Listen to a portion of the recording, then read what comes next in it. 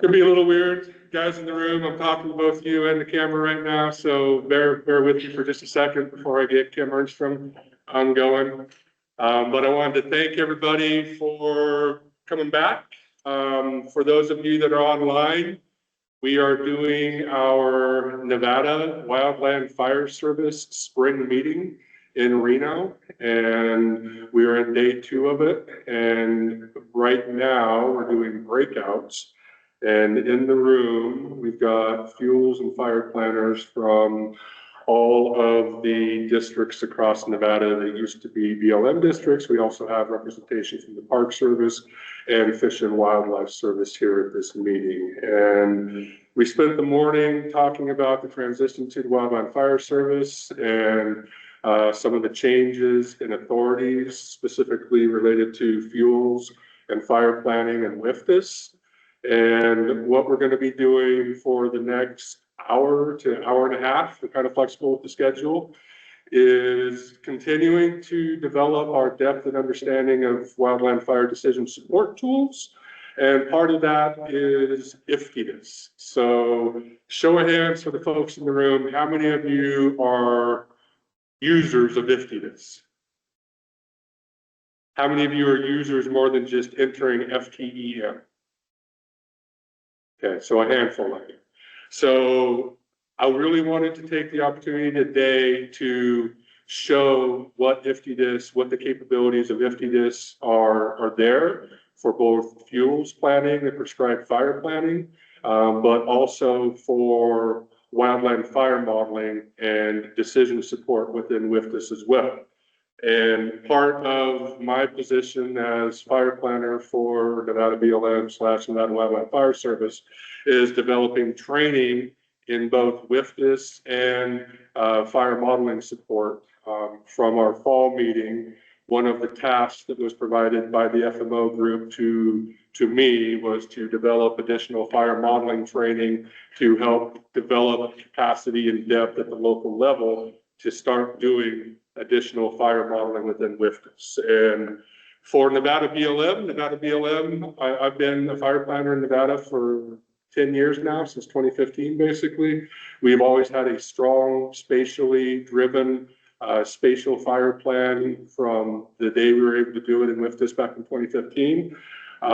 We always have good defensible WIFTDSS decisions for the most part for our decisions. But one thing that I think that we've never developed it fully is the analytics side of WIFTDSS, and being able to do not only, FS Pro modeling in WIFTDSS, but just general fire modeling. Now that we are in WIFTDSS next generation, we were hoping that there would be some additional developments in WIFTDSS next generation to support.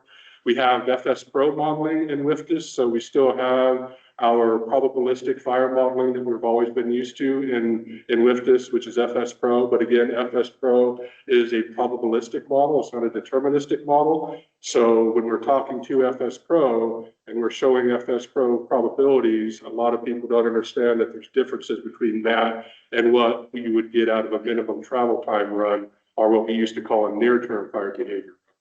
Near term is not available in WIFTDSS right now. We can't do any kind of near-term fire modeling in WIFTDSS. It's slated to be part of the next improvements in WIFTDSS, but there's no funding for WIFTDSS to do any additional improvements right now. So IFTDSS is filling a major gap in my mind by providing fire modeling services that can not only be used in place of FS Pro, probabilistic modeling, but they also have an MTT model that we can use for minimum travel time and deterministic modeling, which that gives you potential paths of the fire. It gives you time frames. Do you have 48 hours? Do you have 72 hours? Do you have 96 hours? And it allows you to start identifying values in front of your fire and quantifying what is that true risk to those values. And all that is driven from good defensible fire modeling, which is what we're going to talk more about today. So I'm very pleased that Kim Ernstrom has agreed to, Kim Ernstrom works with IFTDSS, and I'll let Kim introduce herself, but she's going to be doing some IFTDSS fire modeling for us. She's been working for IFTDSS for a long time. And she is also a very well-respected LTAN wildland fire community. So I'm very happy to be able to provide Kim and have Kim come on here and do this for us. And Kim, I'm going to pass it over to you and let you take it from here. All righty, needed one more sip of coffee to get everything going. Good morning, everybody. Can you hear me? We're all good, Dylan, on the sound? All Yeah, right. you sound good on the sound. Fabulous. Well, first of all, thanks for inviting us to do this. I also want to mention that Bree Schuler is online with us as well. Bree is actually the lead for IFTDSS currently with the Wildland Fire Management RD&A group. And she's going to be, for the folks that are online, if you have any questions, feel free to drop them right into the chat.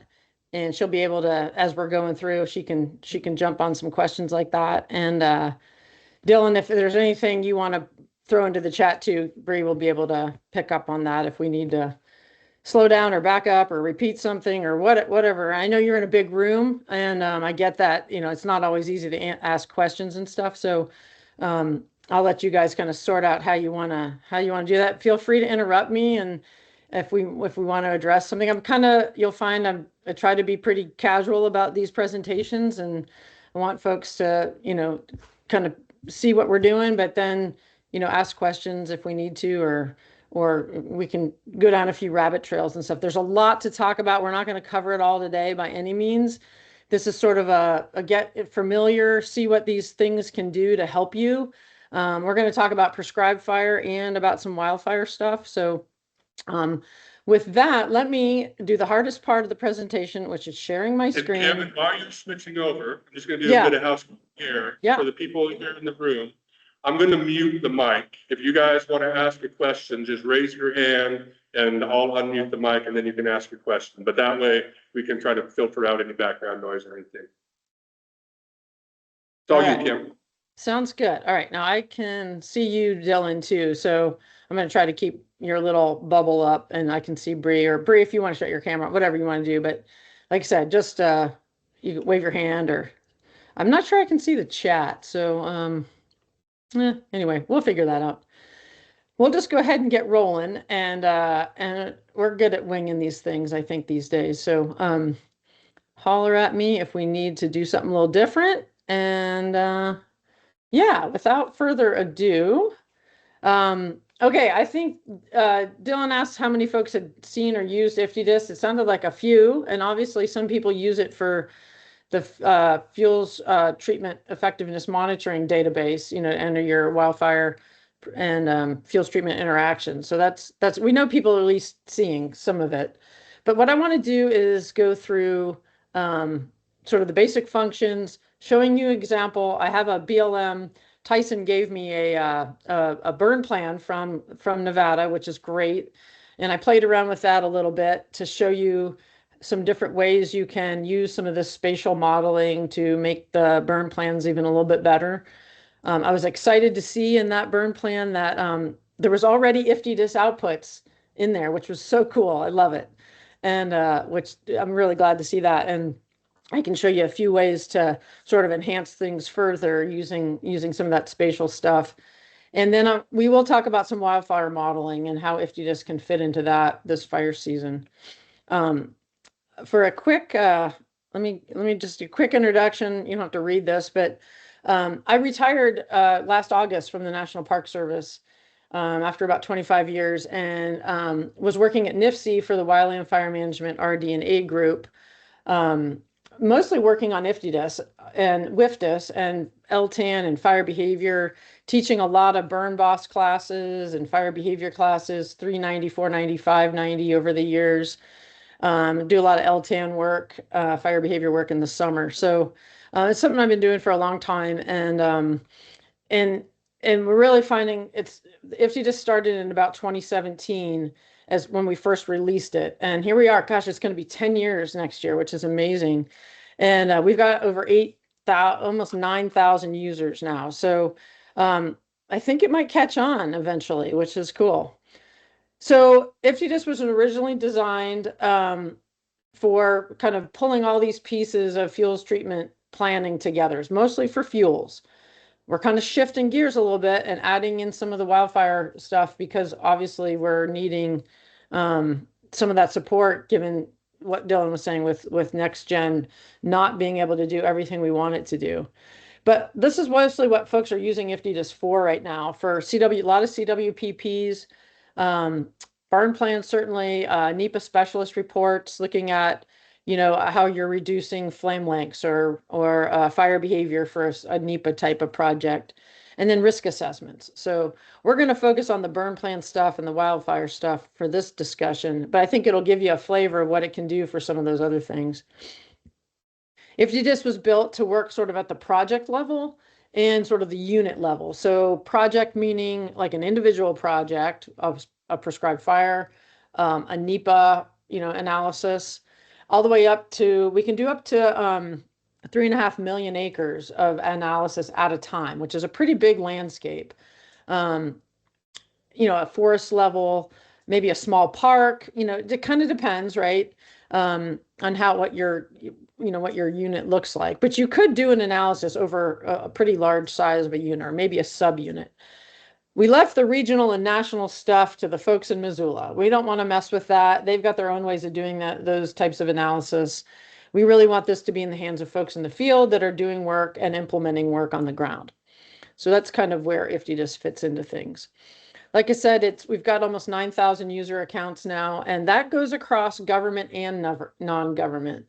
It's open to everyone. Anybody can get an account in IFTDSS. It's unlike WIFTDSS that way, where if you have partners that are not federal or government in general, maybe you've got an NGO, there's a nature conservancy, neighbor, or just the private sector, some ranchers, any neighboring landowners that want to be able to look at some maps. Folks in academia are using it a lot for teaching classes. So we're striving really hard to keep it open to everybody, and we want to add some tools where people can collaborate as well. So anyway, so our user base is fully integrated across all aspects of folks who are interested in dealing with fuels treatment work. We've got a lot of training online. We've got a lot of resources online. We have a fabulous help center, and I really encourage folks, if you're not familiar, it's a really user-friendly help center. It's got gobs of information in it. It's pretty easy to search. And I think you can find just about anything you're looking for in the help center. There's tutorials. There's all kinds of little walkthrough. You can download PDFs of things. You can watch little videos. There's just all kinds of stuff in our help center. It's really fantastic. Josh Hyde from the University of Idaho has built our help center and continues to maintain it. We've also built some classes on the Wildland Fire Learning Portal. We've got 2 right now that are current. One is just an IFTDSS overview, which is, if you go to the self-enroll courses, they're listed there. The IFTDSS overview is this one in the top right corner. It kind of walks you through all the basics of IFTDSS. So if you're brand new, you can go to that online course and within a couple hours, just walk through all the different pieces. And then we also have what we're using for some of the Burn Boss refresher courses. And that one was based on the Cerro Grande, we kind of a look back 20 years ago, actually 25 years ago was Cerro Grande down in New Mexico.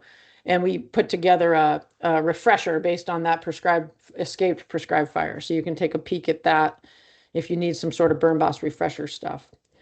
We've got a bunch of recorded webinars. I think those are really, really useful. You can kind of scroll through what's in there. And so anyway, there's a ton of resources online for folks that want to be self-starters. And I think that's how most people have learned this stuff, is just by digging in and kind of starting on their own. You can always reach out to us on the help desk. We are really responsive to people, and you'll get one of us. If you throw in a help desk question, you're going to get one of us. We don't outsource any of that stuff. It comes right to us. We're all fire people, and we'll answer your question as quickly as we can, or we'll find somebody that can if we can't. So we do a lot of that. So navigating IFTDSS is based on sort of these four things, if you will. We have a planning cycle. We tried to base IFTDSS on sort of an adaptive planning cycle. So from evaluating your landscape, doing strategic planning, implementing things on the ground, monitoring, reporting, all centered around a map, because all of us are very spatial thinkers and grasp things better by seeing it on a map, we have found. So we developed this map studio, which is a AGOL, a sort of very customized AGOL format.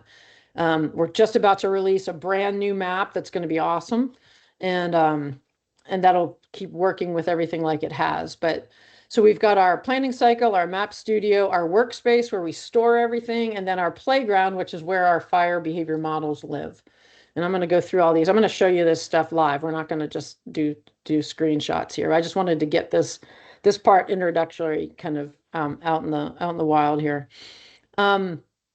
We use all the reference data sets. We try to make them the same as WFDS. They're not all the same, but if you're familiar with WFDS, most of the reference data sets in IFTDSS are the same.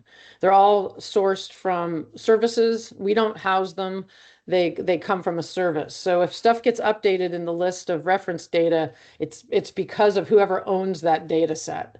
So we don't have a lot of control over those data sets. We just steal them and use them in our map. So if you ever have questions, we'll probably point you back to the authoritative source of that data. You can also upload a lot of your own data. If you have shape files and things like that, it's really easy to upload stuff. We use Landfire as the base data for fuel models and all the other things that go along with fuel models and elevation and aspect and all that stuff. We've got everything from 2016, which was the remap year for Landfire. And then we've got the 2022, 23, 24 updates. So Landfire updates annually based on disturbance. So we try to pull in the latest and greatest. Right now it's 2024. They will soon have 2025 later in the year. They're always a year behind, so you always have to keep that in mind when you're using Landfire data, that if something isn't showing up in the Landfire data, it's because it wasn't captured. It wasn't yet captured.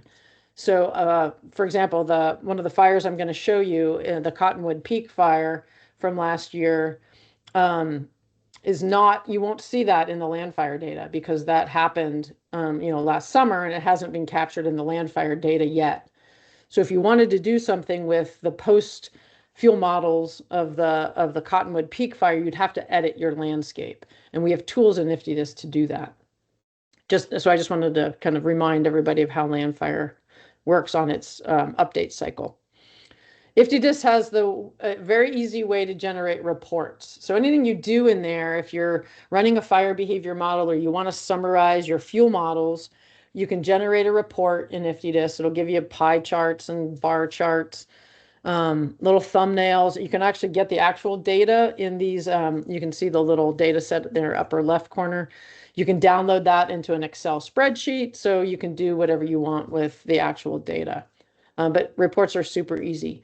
We also have a thing we call map values, where a lot of risk assessment work, even prescribed fire plans, NEPA, is based on the values, right, that are either in your burn unit or your surrounding project area, whatever it might be. You can set up your own specific map value set and save it, and then you can use it over and over again for different projects. You can add values to it. You can take values away. We have national reference layers that go into these values, or you can upload your own. So pretty flexible with that. But it's a key part of doing a risk assessment. So that's why we have the map values function.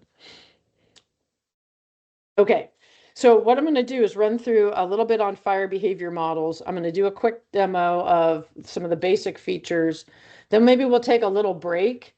And then what I'll do is come back and talk a little bit about burn plans and how we can use all these things in our burn plans using one of the ones that Tyson gave me to show you how I took a little creative license with it just for demonstration purposes. But we'll talk about that burn plan.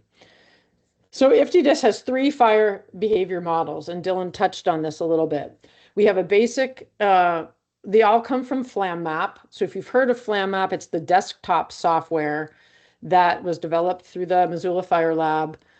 We still use FlamMap today. It's actually also filling a gap right now for WFDS. But what we've done is taken the code from the FlamMap desktop system and brought that into IFTDSS. It's the same code that they used in the old WFDS for running the short-term fire behavior and the near-term fire behavior. So everyone's using the same code these days, which is really good. It didn't used to be that way, but we're finally all on the same page. We use a thing called the Fire Modeling Service, which again is a service. It's the same service that feeds these models to any other applications out there. If you're using any software from, say, a private industry, likely it's coming from FlamMap. That's mostly what folks use. They might tell you and try to sell you something otherwise, but generally speaking, it's probably from FlamMap. So we have these three models: the landscape fire behavior, which is basically behave on a map, and I'm going to show you that here in a second.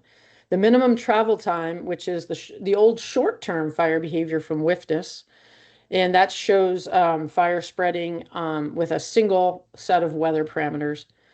And then we do not have FS Pro, and we do not have the near term, which is the hourly fire spread. Those are the two models we don't have in IFTDSS. We might in the future, depending on what happens with WFDS. There's a lot up in the air right now with the development of these applications and the budget and staffing and all the things you guys are well aware of. So we'll see what happens in the future. We do have a probability model in IFTDSS, and it's quite a bit different than FS Pro, and I'll show you it and how it's different. It's mostly used for risk assessments, but it could be useful for some other things, and I'll show you what I think about that. So let me just walk through these really quickly, just to give you a flavor of what each of these does and how you can use them. The old behave is on the far left, right? We have behave 7 now, but you guys remember behave, right? You put numbers in for your weather, and you get charts and some graphs out of behave, right? It's all non-spatial. It's not represented on a map. With IFTDSS, what we do is we take those same algorithms and we display those numbers that you get in the tables in behave, and we basically give it a color and we put it on the map. So it's now spatial. And we do that because we use land fire data. So that's sort of this middle one. That would be the landscape fire behavior in the middle. It's just behave on a map. And there are some differences, and I'll explain those in a minute. And then the more advanced model is this minimum travel time spread model, which you give it one set of weather, and you say, blow the wind on it for 3 hours. And I just want one burn period. And then it will show where the fire will spread in 3 hours for one burn period. And that's what you're seeing on the far right. That's how the minimum travel time works. It's what we used to call short term in WFDS. You can use short term or this minimum travel time in IFTDSS and in FlamMap right now. So we still use the Rothermel spread equation. If you remember way back to your S390 course when you learned all this stuff, all of the models we use, everyone, and like I said, even in private industry, we all still use the same model from 1972, Richard Rothermel and his algorithm. We have not invented a new one yet. Again, private industry will try to sell you one, but it's not. It's the same thing. They may have modified it some, but just be cautious of that stuff. We're all still using the same spread equation for the most part. There are some new ones being developed, and I bet in the next 5-10 years, we'll probably start using those. But right now, we're all still using the same thing. So no matter what application you use, behave, IFTDSS, FlamMap, WFDS, it's the same stuff. So all the assumptions we use in these models are still the same. This is behave, right? This is the stuff we would typically see in behave. Behave 7 was just released recently, and the folks up in Missoula, Faith Ann Heitch and Lowen Hollingsworth, are managing Behave 7. And it's a much better user interface than the old Behave. They're still working out some kinks. Behave still has some usefulness, I'll say. I don't want to say that IFTDSS or these spatial tools completely replace behave, but a lot of people still use behave, and that's perfectly fine for doing for prescribed fire planning and stuff. And then people will also try to use IFTDSS side by side, right? And they'll say, why don't my numbers match up exactly with behave if it's still using the same equations, right? Well, the same base equations are being used, but what we have to remember about behave is it's calculating fire behavior for a point in time, not being represented on a map. In IFTDSS, we use Wind Ninja. You guys have probably heard of Wind Ninja. You know, that you have wind over a landscape, and Wind Ninja adjusts the wind based on terrain. So we use Wind Ninja in IFTDSS. So that's going to adjust some of the wind speeds going over passes or eddying, you know, around mountain ranges or whatnot. Behave can't capture that. So if we have a 10, you know, a 20-foot wind at 10 miles an hour, Behave uses just that, right? It'll correct like we've learned in 390, right? It corrects for the effective wind speed based on trees and slope. Behave does correct for that. But IFTDSS takes it one step further and will correct it for using the Wind Ninja model. So you might have a 10 mile an hour, 20-foot wind, but once you correct it for terrain, it might only be like a 2 mile an hour effective wind. So the number that IFTDSS uses in the math versus what Behave uses in the math end up being a little bit different. So that'll cause your output to be a little bit different. So that's why if a lot of people will say, well, I ran this in Behave and I got, you know, 10 mile or, you know, 10 chains per hour in spread, but it was only like 6 chains per hour in spread in IFTDSS.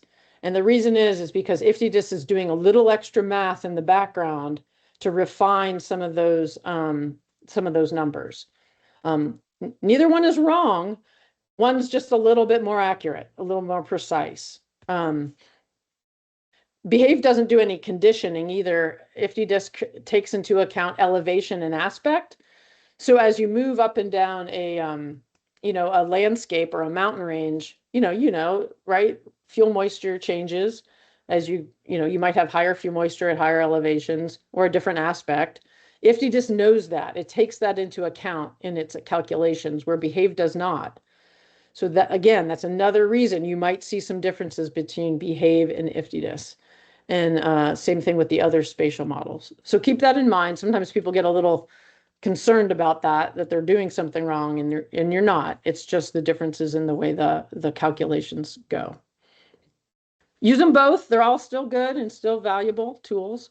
I think using some of the spatial tools in IFTDSS can help really tell your story, I guess. We use Landfire in IFTDSS, and of course, it's got this stack of information in it. It's got elevation, slope, aspect. That's how IFTDSS can do these finer calculations than Behave, because it has this extra information that Behave does not account for. We also have all of the canopy characteristics, right? Fuel model is very important for surface fire spread. We all use that. We all are very familiar with our 40 fuel models, right? But we also have to account for canopy characteristics. And whether you're in a shrub environment or a forested environment, canopy characteristics are mapped separately than your surface fuel model. So if you have spotting, for example, right, things that cause spotting, oftentimes that's not from the surface fuel model, that's from the canopy. So the way we get spotting and stuff in these models is based on these canopy pieces. And I'll show you how we can look at those in our map, and they can tell you quite a bit about what to expect when it comes to fire behavior, and how it can really help you. Just by looking at that alone, you can look at areas on your map that might cause you problems with spotting and slopping over a burn unit or whatnot. So we'll talk a little bit about that. So that's how Landfire fits into our puzzle pieces in the IFTDSS program. So like I said, what IFTDSS does is it pixelizes your landscape. And in our case, most people use 30-meter pixels. That's generally, you can scale them differently, but that's a fair standard. And then we take that spread equation that we've been using forever, and we basically do a calculation for each square on the map. We get a number, we give it a color, and that's what you're seeing in IFTDSS. So that's how we take, that's why I say it's like running behave, but we're putting it on a map. So it's really not a whole lot more complex than that, except for, a few other the nuances that because we use the terrain and some of the extra information that we wouldn't normally have. So when we put all this together and we put in our inputs as a user, you're putting in wind direction and wind speed, your fuel moistures, and you have to choose a crown fire model in IFTDSS. And there's some reading you can do about how to choose those things. They are quite different. They produce different results, but we've got a lot of help in the help center to help people understand the differences. But those are really the only things you need to know to put into IFTDSS. You don't have to pick a fuel model because it knows what it is from the map. Now you have to verify the fuel model on the map. We're going to take what Landfire gives us, and we as the analysts have to look at it and go, is that actually what's on the ground out there? And if it's not, then we go in and we change it to what we know it is. Landfire isn't always right. It's a lot better than it used to be, for sure, and it's getting better all the time. It's actually gotten quite good, I will say, in the last 5 or so years. So it already knows the slope in the fuel model. You don't have to put, and behave, you would normally have to put those numbers in. And IFTDSS, you don't. It's taking it right from the map. And then you hit go, you give it a name, and in a few minutes, you will have an output that looks like this. So this is what you can see on the legend here is flame length. And this is what it looks like on the map. This is like our burn unit here in the middle. And then you can generate some reports to summarize those outputs that you just produced. So that's the basic model. And you can get a lot of them. I'm going to show you how to use this for your burn plan and why even just this very basic model can be really super helpful in writing a plan or even a wildfire situation if you need to start figuring out what division is going to have the highest fire behavior or whatnot. The minimum travel time model is the one I said that does the spread, right? It does a spread based on a single weather setting. So in this case, same deal. IFTDSS is using the information on the map. You give it a wind direction and a wind speed. You give it a set of fuel moistures. And then you have to tell it where you want it to ignite from. And you have to tell it how long you want it to burn. And the rest is dealt with from the map again. And then you can get these outputs. This one's showing rate of spread. I ran this one only for one burn period, so it only has one blob on it. Basically, it's showing I think a 3-hour, 2-hour set of spread. And now, if this is a prescribed fire unit, I can see, well, if I get a spot fire outside of my unit, how big is that thing going to get within an hour or 2 hours? And that can tie into your contingency plan, your organization element in your burn plan or whatnot. So this is another example with putting this into Google Earth. So you can actually look at it on the Google Earth map, which actually also becomes really useful. And we're going to be developing KMZs here soon, so you can just grab them and put them into Google Earth.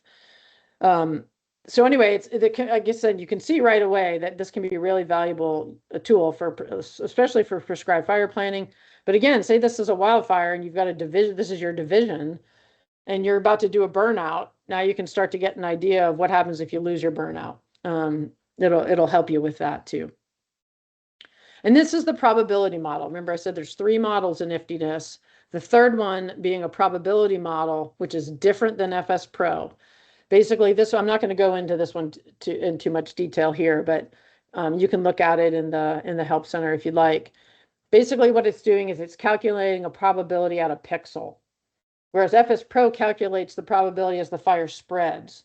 In this case, it's just calculating it at a pixel level. So you can say in this map, what is the probability a pixel on this map might burn? Well, some areas have a higher probability just based on the fuel model, or maybe the slope, and those things combined. So that's what we use this probability model for, and it's mostly used for risk assessment.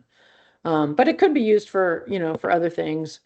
As long as you understand that it's doing a very sort of broad brush look at probability. And that's all I'm going to say about that one. I just want you to be aware that it's in there.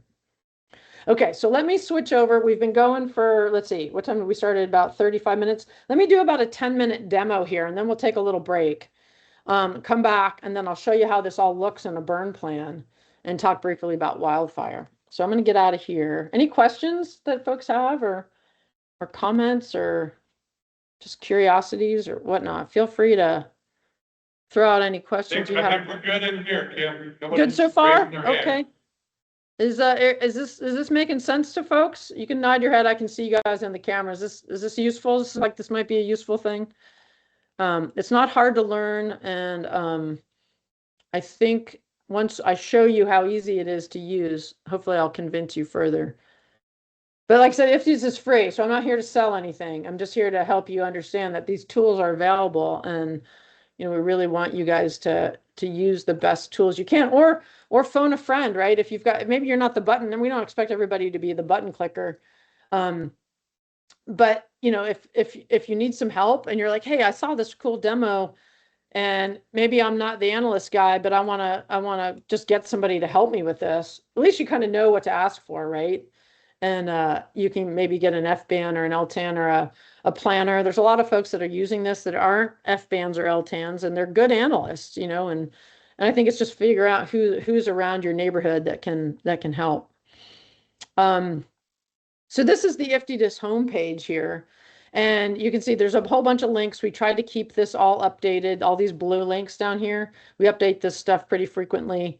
Our user support is up here in the user support tab under the help center. You can click on that, and it's just all menu based here on the left. You can type in a search term. It's got a great search engine in it. You can type in about anything.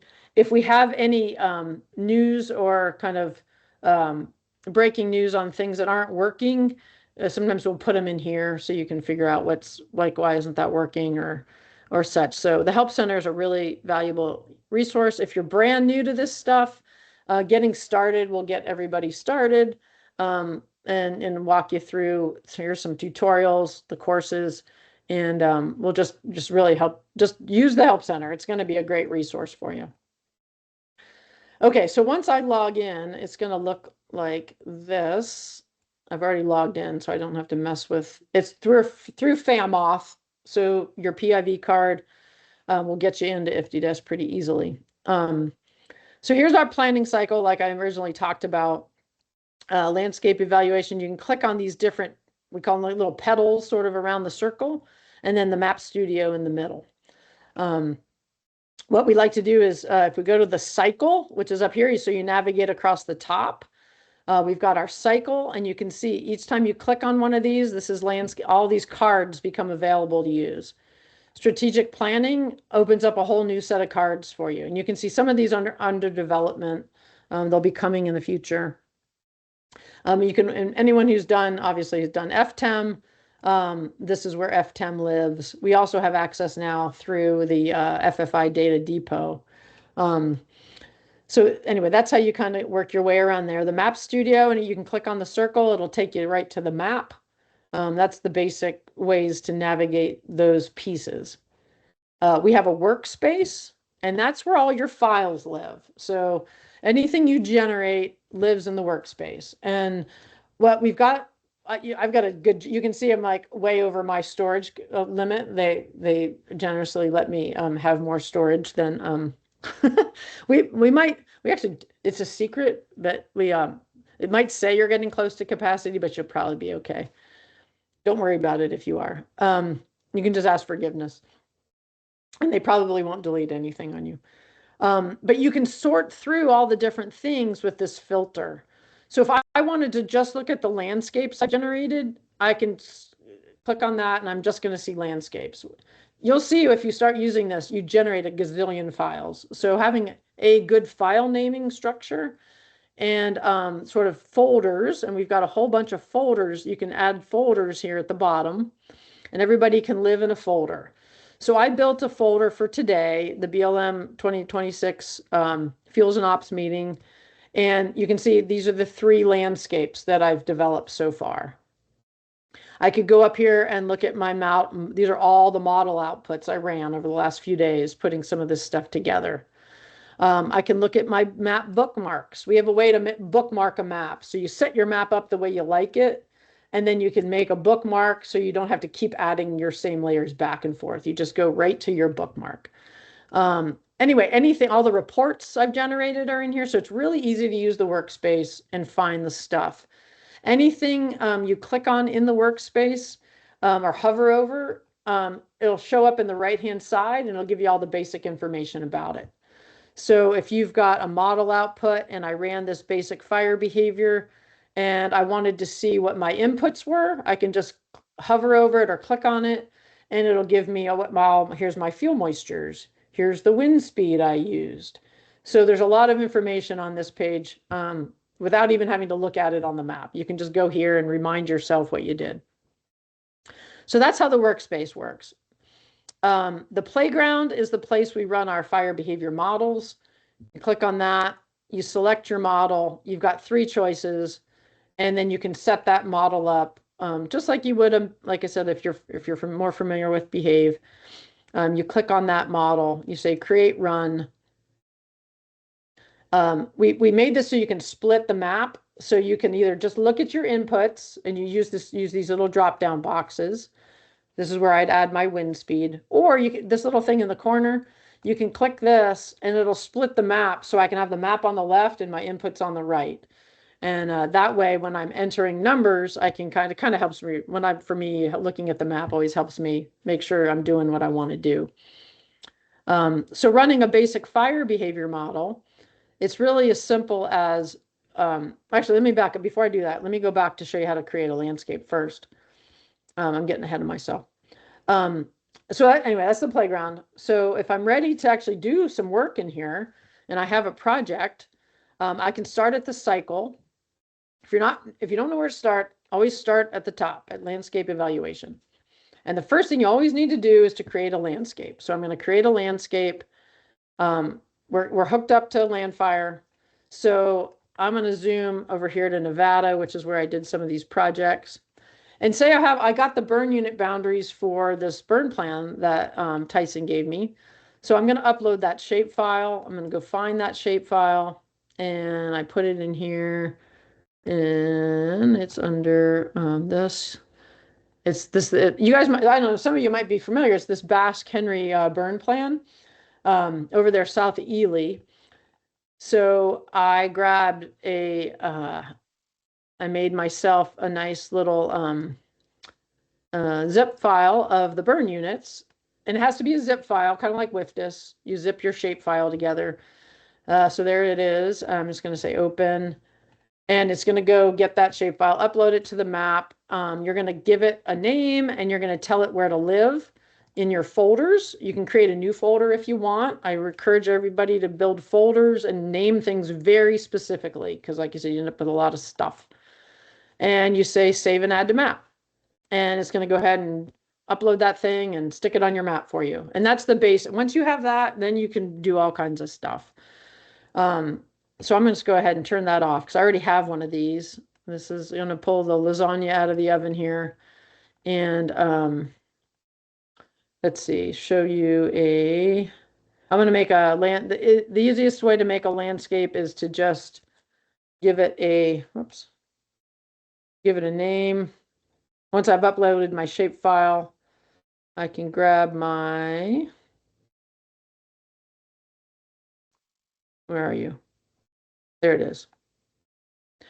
I can grab my shape files and then I can create a landscape based on those shape files. And I am just gonna, I picked my shape files and now I'm gonna figure out which version of Landfire I want to use. 2024 is the newest. I want to do 40 fuel models. You could still run 13 fuel models if you like, and sometimes there's reason to do that. You're going to give your landscape a name, a very specific name, so it's easy to find, and you're going to tell it which folder you want it to live in, and then you're going to hit go. And eventually it'll take a little bit of time to get the information from Landfire. In this case, I am just going to show you what one looks like. And I'll just turn this one on. And there we go. Now we've got our landscape on our map. Turn on my layer list. I can turn off some of this extraneous stuff. And you can see, I can look at the fuel model. I can use the information tool up here to click on the map and figure out what fuel model is that. I can turn on my burn units, my burn unit boundaries here. I could add other reference data on here. There's utility, I could put on transmission lines. There's any number of things I can add in here. Comm towers. Like I said, a lot of this is the same stuff you'd find in WFDS. I can find boundaries, jurisdictional units, who's got protection over certain areas. Here's the Forest Service up here. To the north, Ely is, if I zoom out a little bit, you can see the town of Ely up here. And here's our burn unit area, Great Basin National Parks over here. So we can turn some of that stuff on. We can look at RAWS stations, all of those things. Like I said, the kind of the standard stat you'd see in WFDS and whatnot. So you can play around with the values that are available in there. So that's the map. We also have a neat feature I like to show folks. Sometimes I forget, is this this little swipe tool, which is kind of cool. If you're trying to see, I can change the base layer. So say I want to change it to a more of a Google Earth kind of image. I can use this little swipey tool, and I can look at the fuel models, and I can look at the kind of the Google Earth underneath of it. So if I'm like, what's causing that fuel model change in there? And I can look and see, and I can kind of start to get an idea. I'm like, well, this is let's see, I don't know what year this, I'd have to look, I think it's underneath here, what year this Google Earth image is. I think it pulls in the most recent. And I can say, well, does Landfire, did it map it correctly? Is that really what's there? And, sometimes you have to correct these things. So we have a way to do that with some edit tools.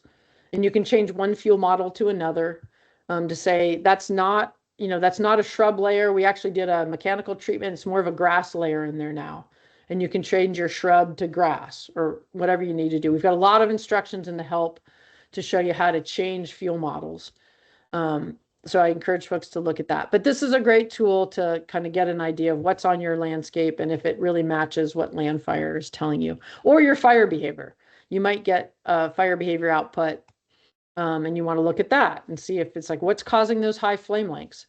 And you can use the little swipey to do that. Let's see. Let me see what time it is here. Okay, I'm going to take a little break. Let me just really quick. This is where you make a bookmark. So this is probably one of my favorite features in IFTDSS. It took me a long time to get the developers to build this for me. They did. It's awesome. So once I add my landscape and I say I turn a bunch of layers on, and I want to always come back to that so I don't have to keep turning them back on every time I leave the map, I'm going to create a new bookmark. I'm going to give it a name here. I'd save it. Like for this example, I'll save it in my BLM folder of fuels meeting, and I'll say create. And then every time I want to come back to the exact same map with all the right layers turned on, I just go to that bookmark in my workspace. I could do an add to map.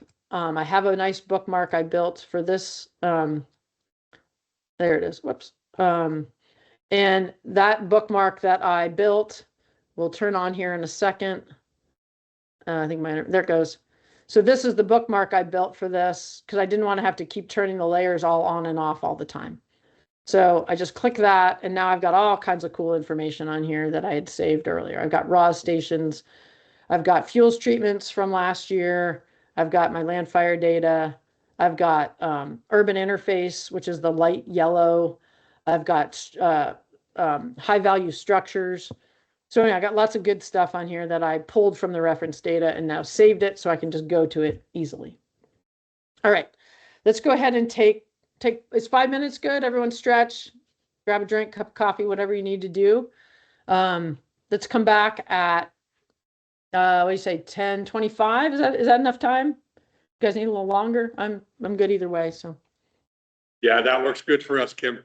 See you in 5. let's take 5 and we'll come back and we'll look at some burn plans and some wildfire stuff, and then you can be on your way.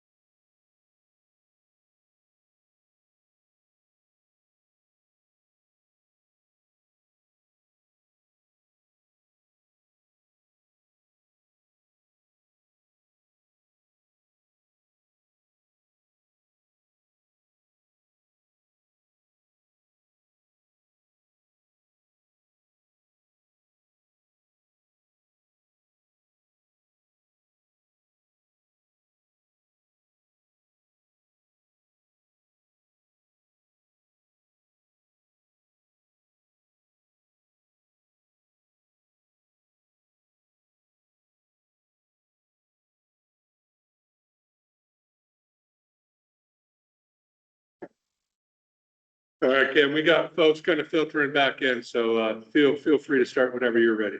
All right, sounds great. We'll keep on cranking here. Okay. All right, so I just wanted, before I switch over to the burn plan stuff, real quick, just want to show you how easy it is to run a fire behavior model. So this is that, this is the basic fire behavior model run. I grabbed that landscape that I already built. I've got my burn plan units over here, you can see.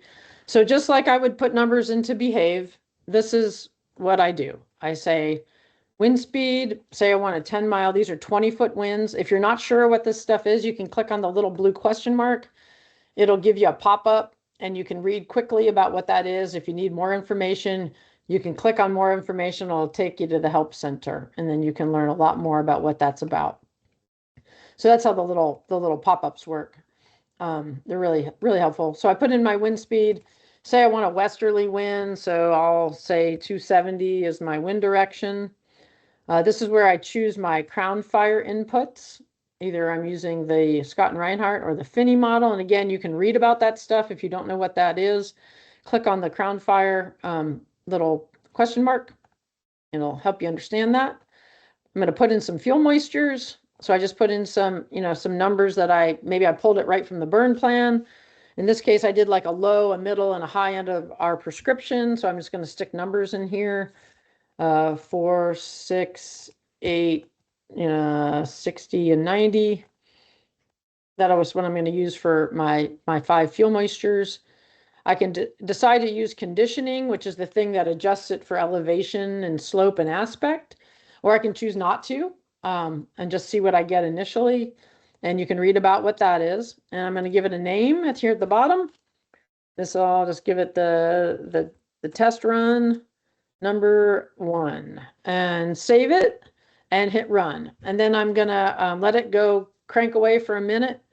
And in this case, what I did is I went ahead and ran some of these ahead of time so they would be easy to look at. And they're going to show up in that workspace like I showed you earlier. And then if I want to look at it on the map, I can either click on it from the workspace or I can go down here to my output tools, which is the little flame at the bottom. And now the internet is slow, of course. And if I click filter by map extent, I'll only see the files that fall within my view and my map. And I'm going to pick now of course it's hanging up on me now. Of course, love it. Yeah, I'll just grab one here. I think I can find one that will work. Oh goodness. Refresh. All right. Oh no, I think anyway, I might not be able to show you. It's locking up on me. I don't know why it's doing that. One more time. Oh, it's not liking it. I've probably clicked too many times. I'm kind of like my mom. She starts clicking on everything. All right, let's try this again. We're going to do this we'll do it from the workspace here. Landscape fire behavior.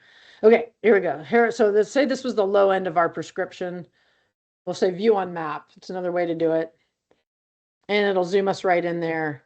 And we'll be able to see what the flame lengths, the rate of spread, crown fire activity. We can add those burn units back to the map. And there we go. Or we could have turned our map bookmark back on. Now I can see what that fire behavior is based on those inputs I just put in the right-hand side. So you can see it's pretty easy. This is not rocket science. Anybody can run these things and get some information out that helps inform what you're up to. So I'm going to go ahead and stop sharing my IFTDSS screen and switch back over to the slides, and I'll show you how I put this into the burn plan that that Tyson got for me. So let me go ahead and share this. Okay. Yeah, it's fine. Yep. So basically what we're doing here is looking at using this tool for prescribed fire. because when we have these escapes, often it's the same, it's the same premise that we've had for years and years. So starting in 2000 up to the review that was done in 2022, we keep seeing these repeated issues with burn plans. So what we did is we developed some of this stuff so we could address these three elements in the burn plan. And I think IFTDSS fits best in these three. So the description of the fire area, the prescription, and the holding plan. So that's what we're going to talk about. So this is the burn plan that Tyson grabbed. And this is element 4. So I pulled this from Google Earth so you can see kind of the landscape and the terrain there. We're just south of Ely, like I said earlier. And I'm going to populate this description of the fire area using some of these IFTDSS tools. Mostly I'm going to focus on the on-site and adjacent fuels data, and then some of the topographic, and then the maps. So let me go to the next one here. So this is the element 4, elevation, slope, and aspect. We can actually get quite a bit of information and use that in our plan, which we often don't do, but can be helpful. And then the on-site and adjacent fuels. So that's what we did here. So in this case, I'm looking at Google Earth. I'm looking at elevation, slope, and aspect. And a lot of times we kind of disregard those three, but in my opinion, they can be really important because of the way you look at fuel moistures when you're actually implementing, or, if you're trying to do holding and it's either early season or late season, fuel moistures make a huge difference in your fire behavior, right? And we get caught off guard a lot on what we might get for fire behavior. So knowing our aspects and kind of analyzing that a little further, you can see a lot of this unit has an easterly, it's got almost 60% of it has an easterly aspect. 35 of it has a southerly component, and the rest is very minimal. So you're going to get some drier fuel moistures in the fall. I mean, this is common sense, but now we can actually look at it on the map and put it into our plan. So we can get these reports, like I said, from IFTDSS, and then we can kind of really scrutinize some of the pieces of the puzzle as we're writing these plans. I like to do that for those two, and then this is the fuel model report. So we can look at what Landfire gave us within the unit.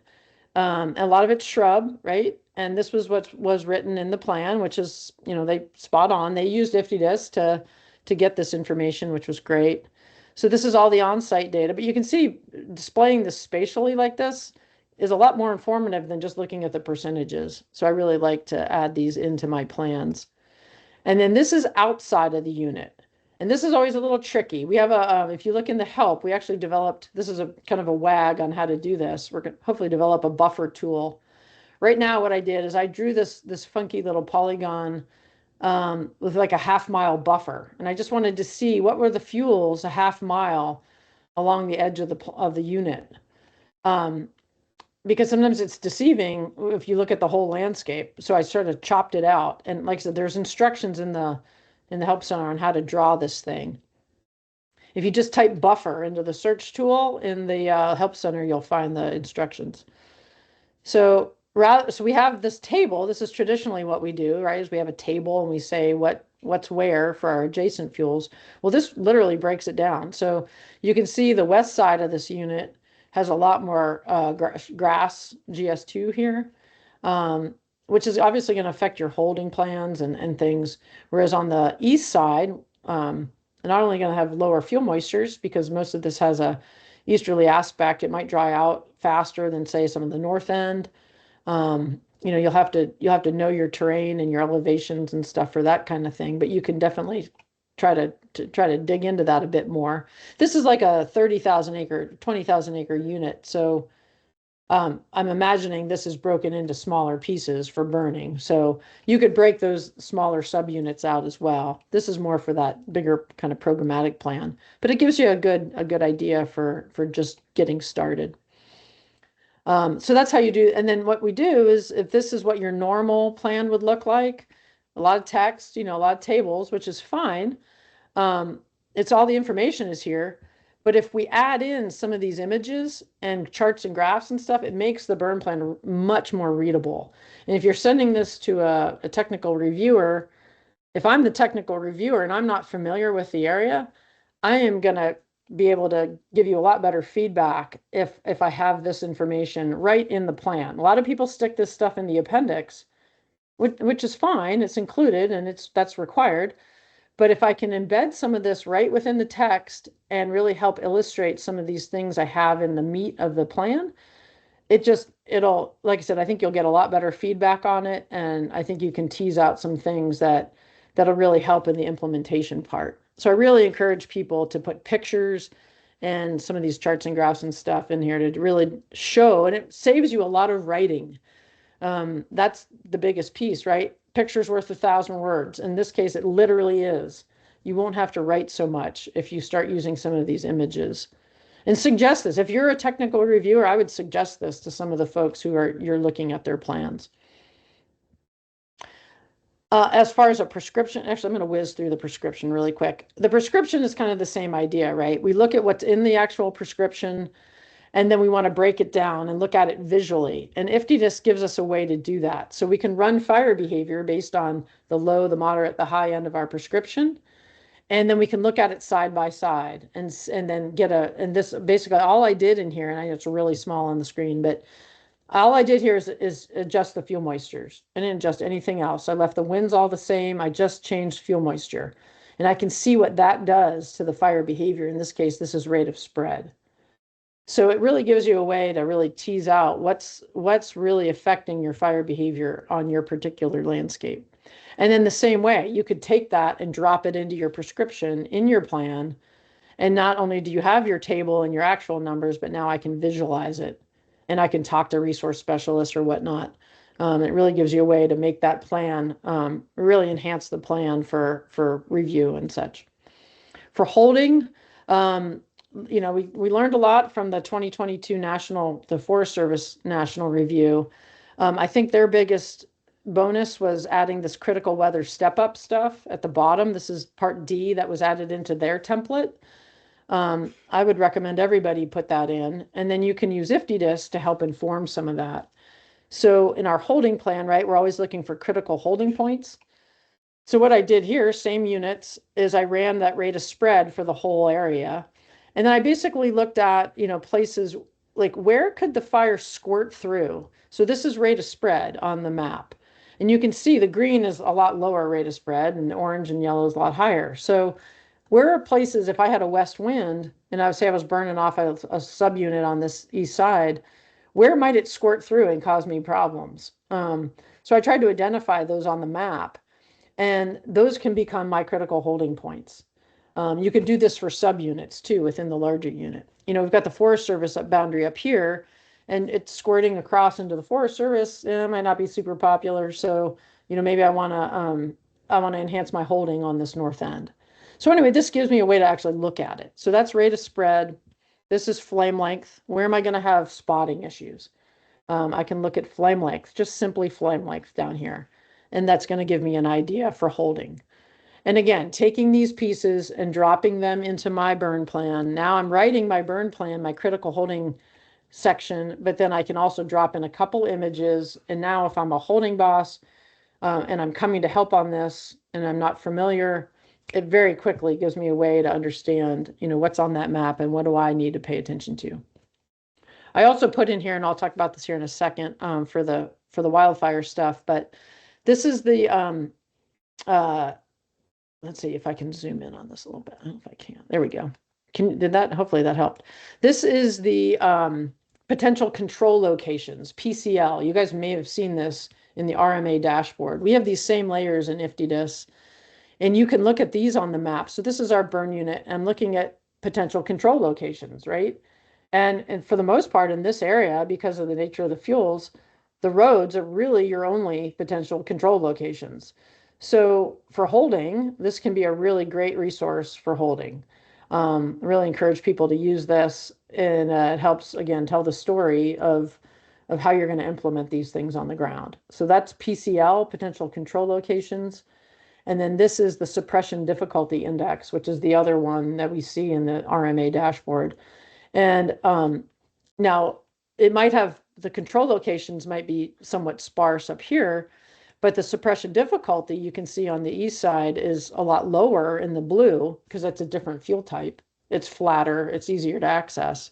So actually the suppression difficulty is fairly low, even though your control location might be, the road.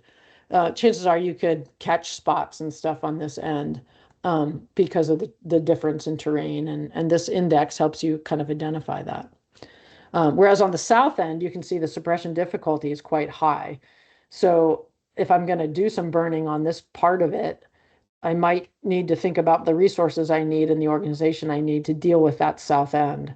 That's why looking at this stuff spatially, I think, is really hugely beneficial in informing these plans.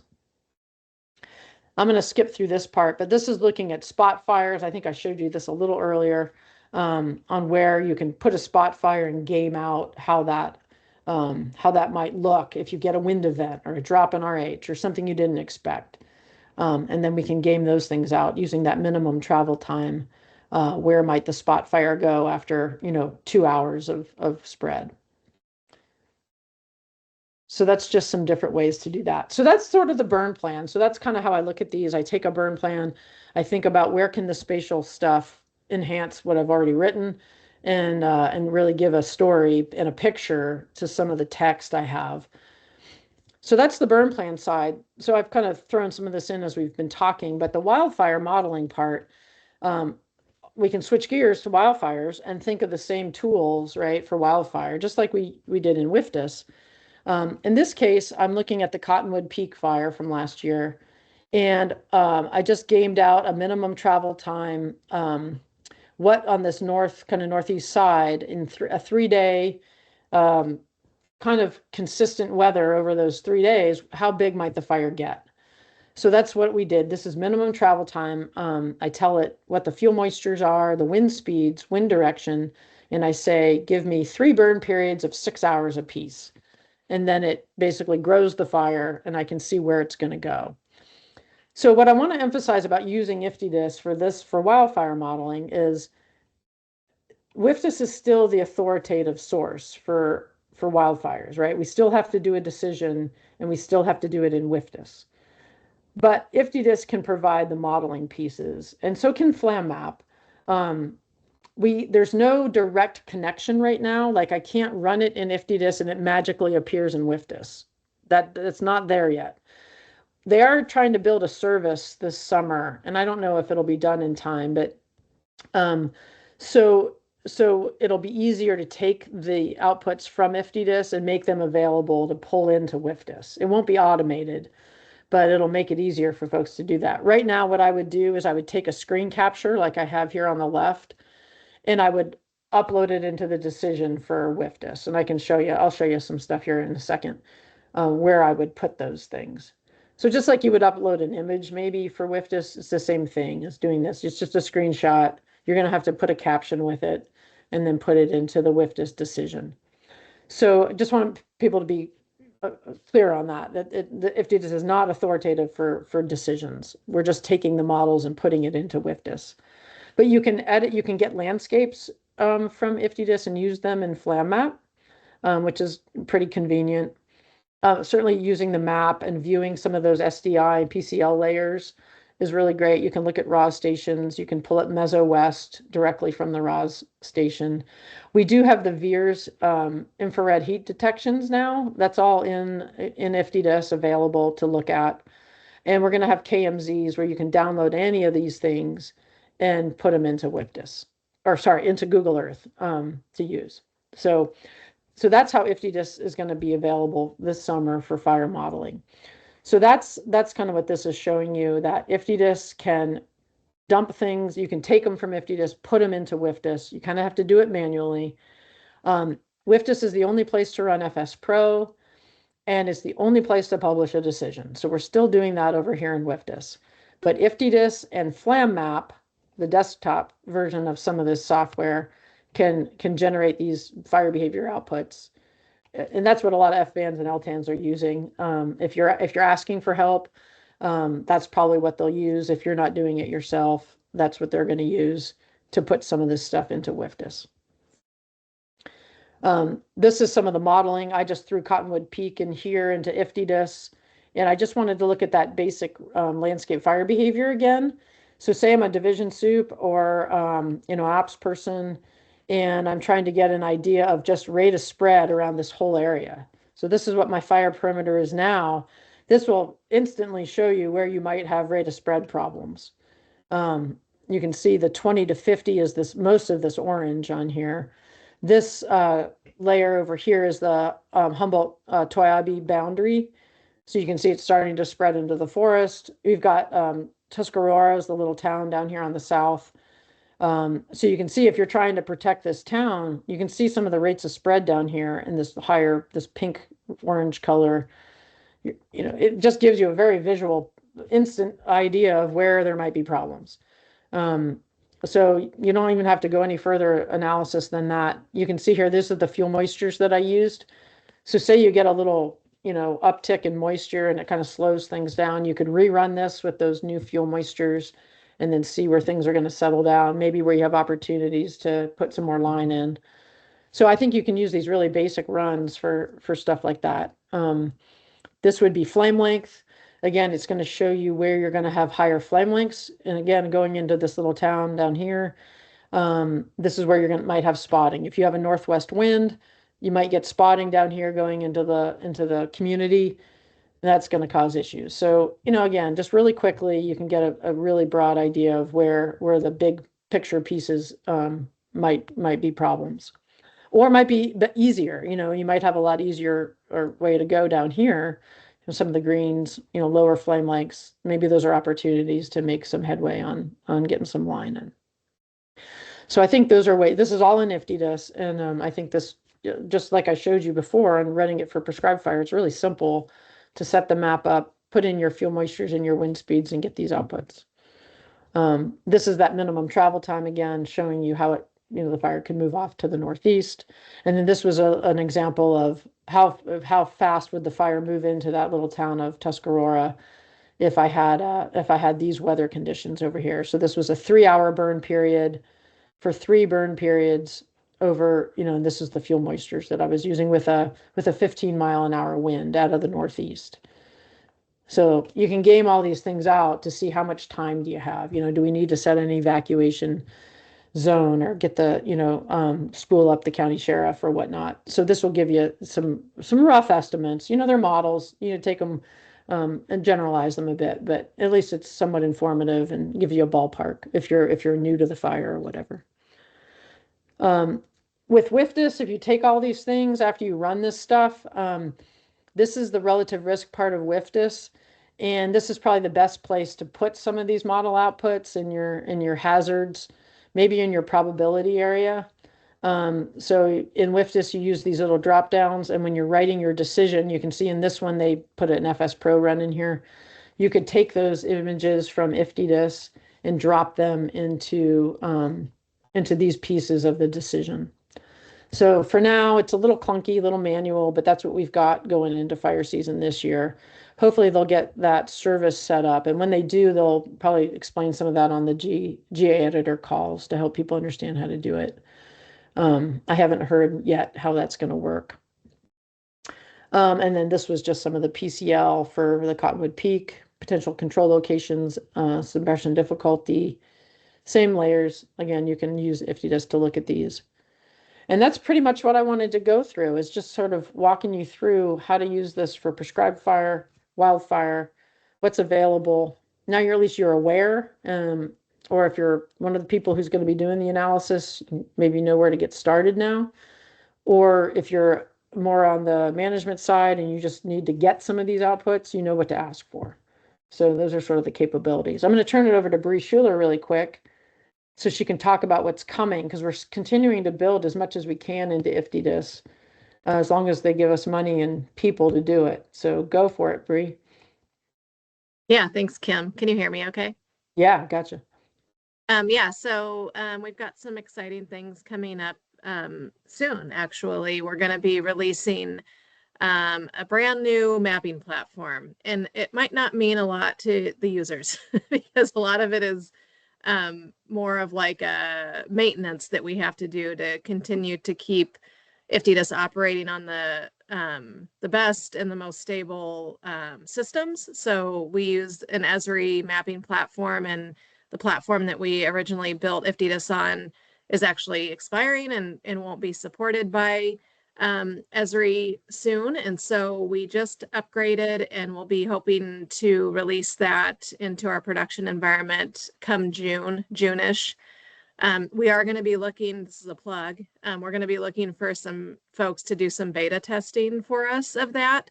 So if that's something that you would be interested in, we'll be likely doing that testing in May. That's basically just kind of hammering on the system and making sure that we worked out all the kinks with the new map upgrade. There is with that too, we did add some enhancements as we went, some things that users have been asking for with the map over time. So we just took the opportunity to do some enhancements there too.